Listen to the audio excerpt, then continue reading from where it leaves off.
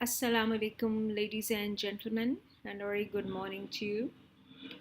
We have been given a pair of straight looking eyes so that they see a very slightly dissimilar images in space that can be fused in the brain by the process of sensory fusion.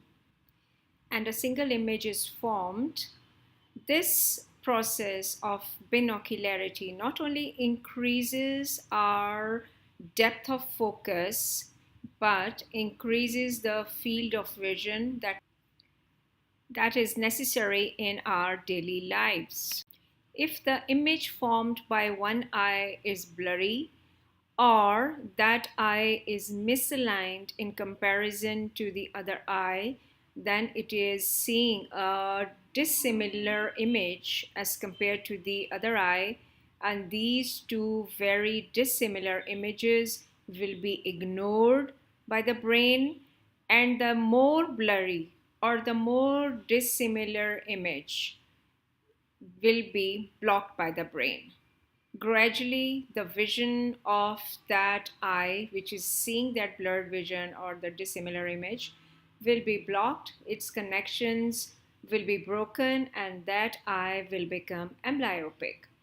Gradually, that eye will deviate more and more, and the amblyopia becomes denser and denser, provided when it is offered any therapy. In this lecture, I'll be discussing regarding the management of esotropia. A patient will come to you at any age, from a newborn till adults, with either a manifest strabismus, the eyes turning in or out, or an abnormal head posture with the head turning to one side or tilting towards one shoulder, or the chin may be up or down. Or there may be defective ocular motility in an eye. Then any patient with poor vision may also have nystagmus. And then, last of all, a patient may seek your help for decreased vision. So in such a patient, you have to ask yourself certain questions: whether the squint is really present. You have to exclude pseudo-strabismus or a positive or a negative angle kappa. Then you have to ask yourself that why has it occurred in this patient? And then you have to measure the angle, that how much is it there, and that measurement is by the help of prisms. And last of all, you should have a management plan. So what is pseudo-strabismus or a positive angle kappa? In pseudo-strabismus, the light reflex is in the center of the pupils, but the patient has a broad nasal bridge or a short flat nose and widely apart eyes. And this gives an erroneous impression of an esotropia. On the other hand, as in the figure B, if the child is examined with a slight face turn, then one eye would look slightly inwards, while the other focusing eye will be slightly outwards.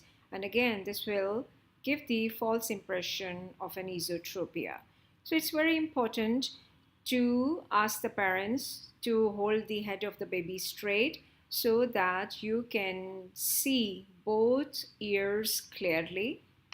Another example, the patient has a face turn so that he's looking at you with the left eye while the right eye is turning in. And this is because you can see more of the right side of his ear, while the left side of the ear is not visible.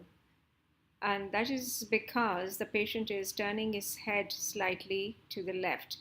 On the other hand, in the following figure, as you see, if both the ears are visible, and it means that the patient is looking straight ahead, And now you see that pseudo-strabismus disappears. The corneal reflex is in the center of both the pupils.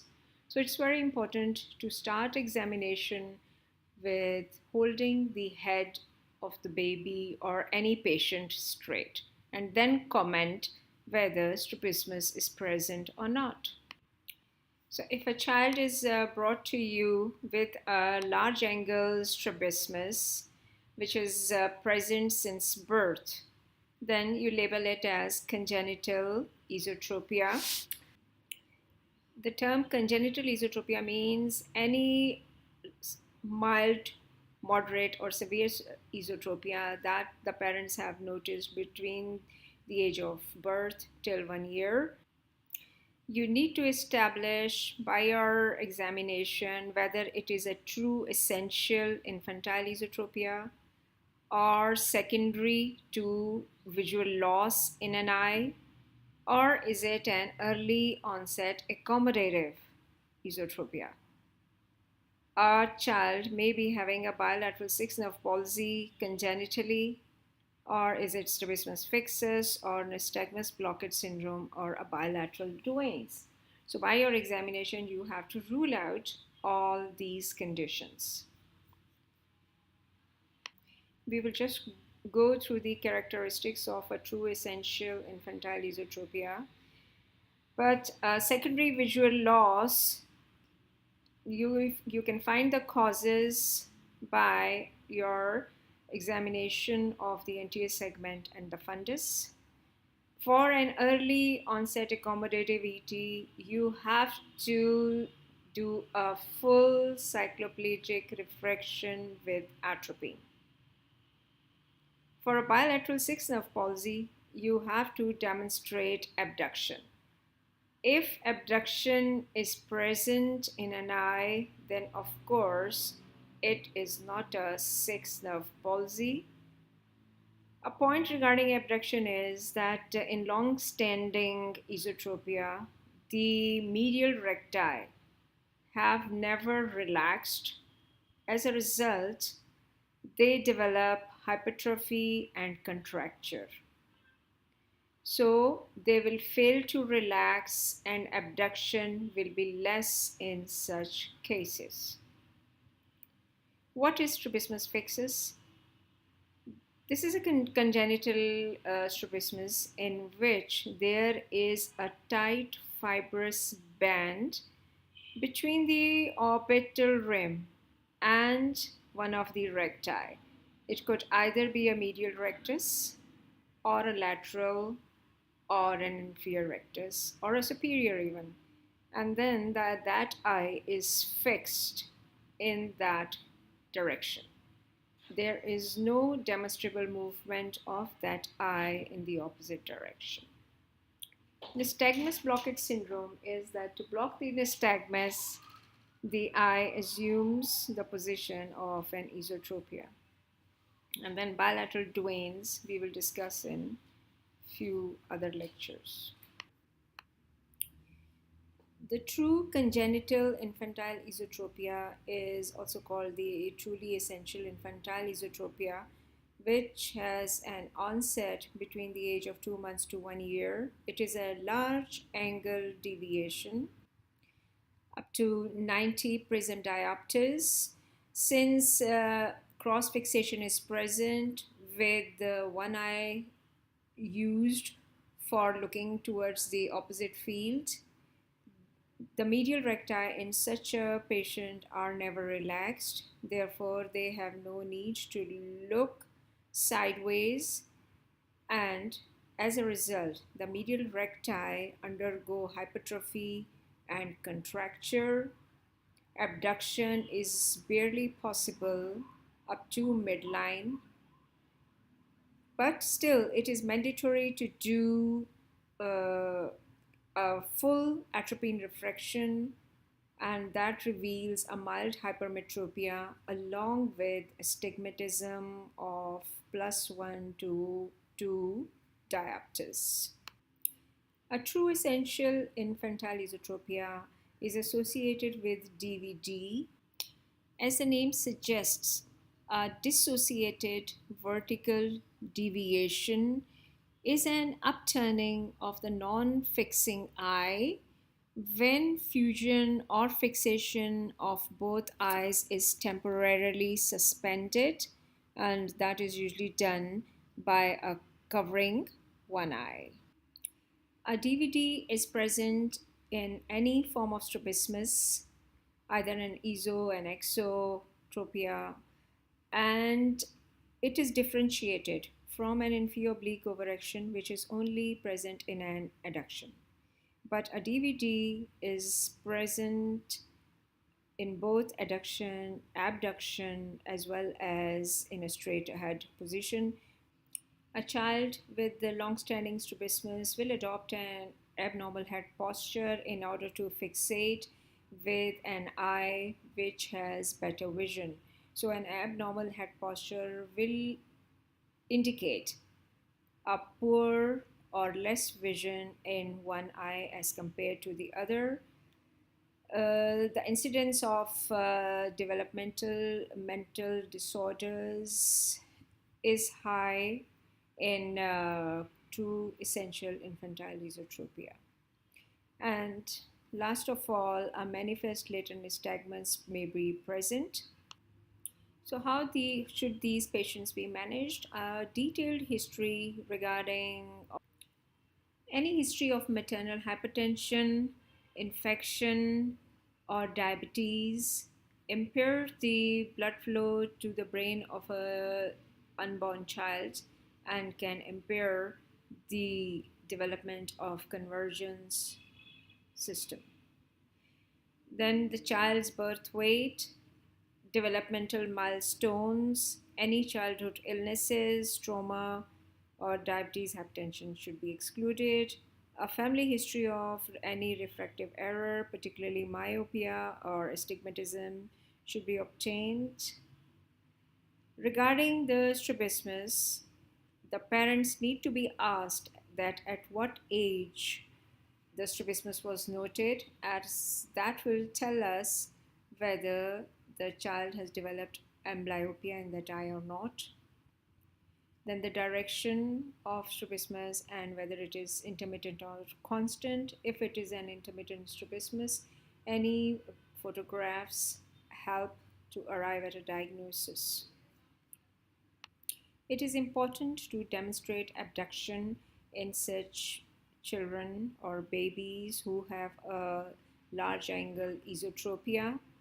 In uncooperative babies, this can be done by occluding the fixing eye and attracting the child's attention laterally. Or once the baby is asleep, you can check the doll's eye head movements. This can be done in a child by sedating it with the chloral hydrate syrup in the clinic, or it can be done in cooperative children, asking the mother to turn the head towards one side and then to the other and seeing whether the child abducts that eye. This slide just shows the inferior oblique overaction, which is present in the upper picture in the right eye and then in the bottom one in the left eye. It's important to note that though the esotropia is present only in the right eye, but the inferior oblique overaction is present in both. Inferior oblique overaction is associated with any form of strabismus, either ESO or an exotropia. It merely indicates that the problem is central, with central connections between both the medial recti and the inferior obliques. So I'll just give you a general checklist. What are the steps of examination in a patient with strabismus? You have to look at the general appearance, whether patient has any other paralytic signs and symptoms, facial palsy, or thyroid eye disease. Then you have to check the vision according to the age of the patient for both distance and near. Then look at the head posture, whether the patient is keeping the head straight and looking at you with both ears equally visible, or there is a face turn, head tilt, or chin up or down. Then look at the position of eyelids, whether they are symmetrical or there is a lid retraction or ptosis in the other eye. Look at the pupils for uh, the reaction in the light and in the dark, and pupil reaction will tell you whether there is any problem with the optic nerve or not. So the pupillary light reflex must be checked. Then a slit lamp and fundoscopy to assess the anterior segment and the disc and macula properly. Hirschberg test with a torch, with a pen torch to shine light in both eyes, and then quickly performing a cover uncover test and an alternate cover test to tell you whether an esophoria or an esotropia is present. Ocular movement should be assessed in all directions of gaze to tell you whether there is limitation of a movement in any particular direction. And then measurement of deviation by prisms.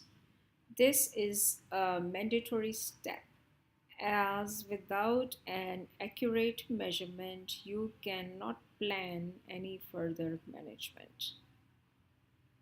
And once all this is done, then you have to do a cycloplegic refraction.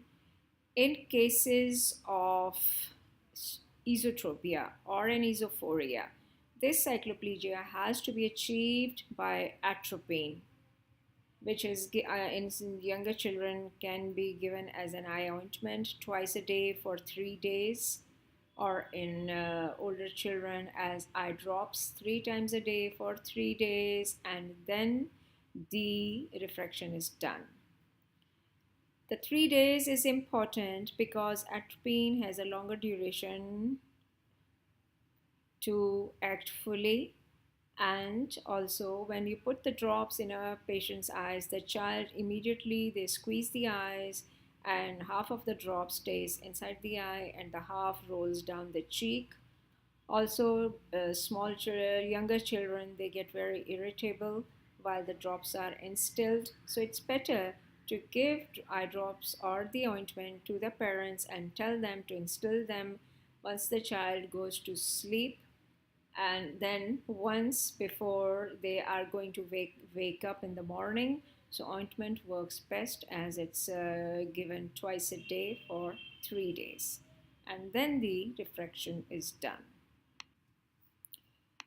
So following refraction, what I do is correct the whole refractive error and give them the glasses to wear for a month, and then check them whether their vision and the strabismus has corrected or not. If there is amblyopia in one eye, then the patching regimen is started as already explained to you in the previous lecture. In a baby, the fixation preference is noted, and if the child is fixing equally with either eye, only then surgery is done.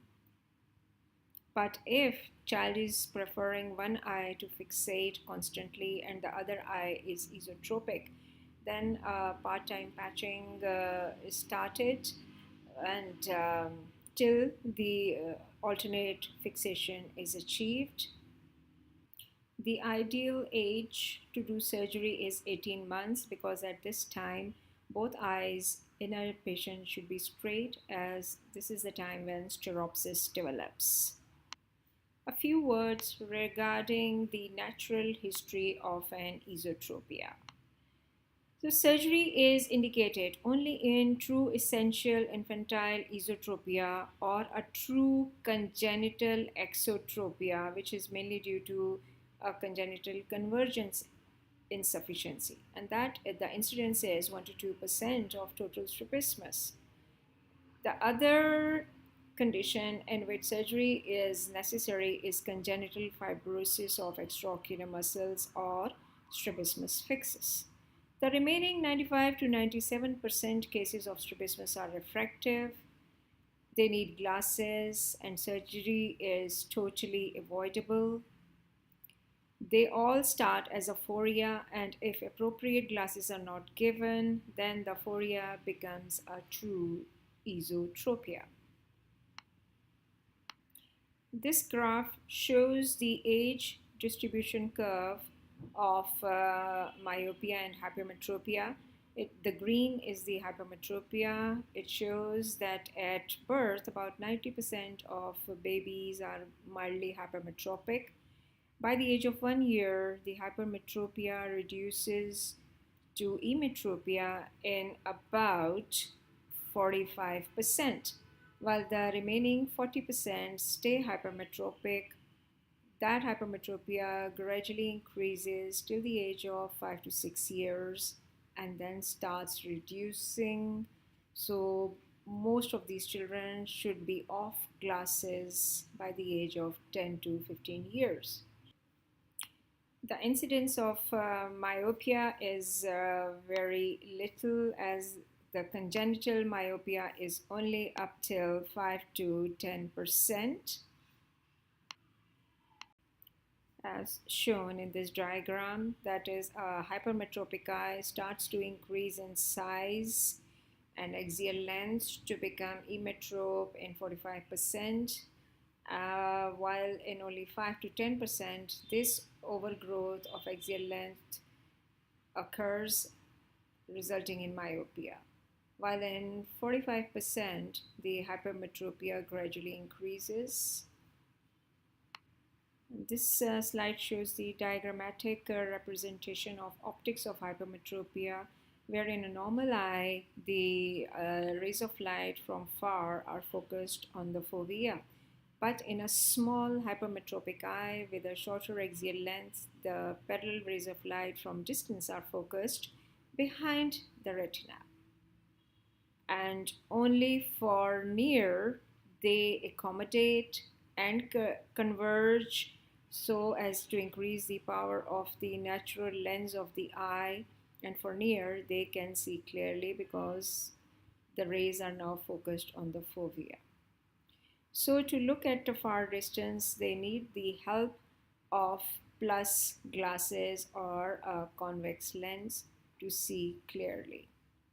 But if these plus glasses are not given, then they continue to accommodate. And because accommodation and convergence is linked in the brain, therefore more accommodation produces more convergence and a resultant esotropia. So how can we break this vicious cycle? That can only be broken by atropine refraction, neutralizing all that hypermetropia and getting rid of all that convergence. So the type of hypermetropia are latent and manifest. Latent hypermetropia is up to 1.5 to 2 diopters, and that is due to the muscle tone of the ciliary body, ciliary muscles, and that is only relaxed by atropine. The other is a manifest hypermetropia, which can be detected by cyclopentolate eye drops, and that is again subdivided into facultative and absolute.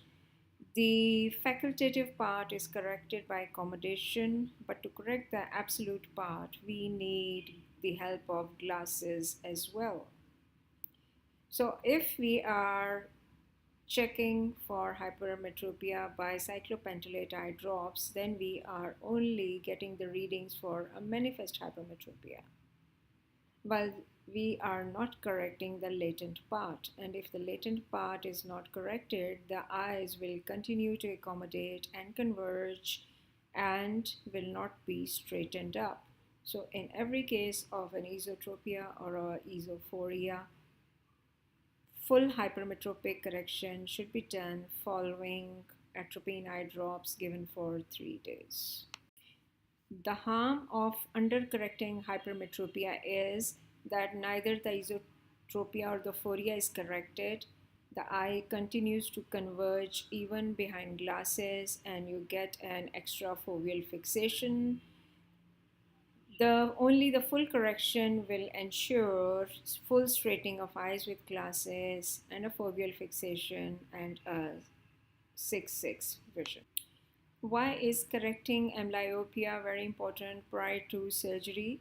Is because if the surgery is done before correcting the fixation pattern of the eye, before breaking the fixation pattern with with one eye fixing more than the other, the non-fixing eye will turn out rather than staying straight after surgery as soon as the medial recti are relaxed or loosened in this case.